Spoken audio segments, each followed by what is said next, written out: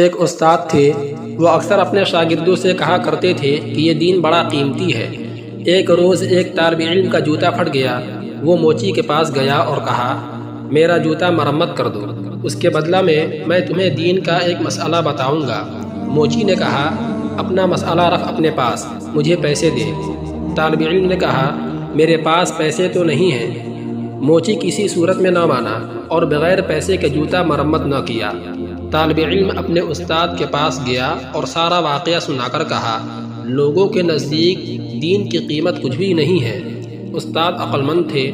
طالب علم سے کہا، اچھا تم ایسا کرو، میں تمہیں ایک موتی دیتا ہوں، تم سبزی منڈی میں جا کر اس کی قیمت معلوم کرو۔ وہ طالب علم موتی لے کر سبزی منڈی پہنچا اور ایک سبزی فروش سے کہا، اس موتی کی قیمت لگاؤ۔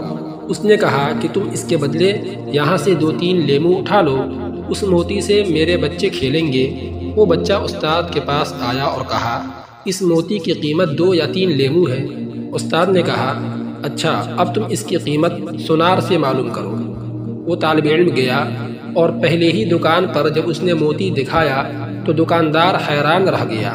اس نے کہا، اگر تم میری پوری دکان بھی لے لو تو بھی اس موتی کی قیمت پوری نہ ہوگی۔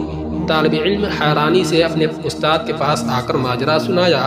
استاد نے کہا کہ بچے، ہر چیز کی قیمت اس کی منڈی میں لگتی ہے، دین کی قیمت اللہ کی منڈی میں یعنی آخرت میں لگے گی۔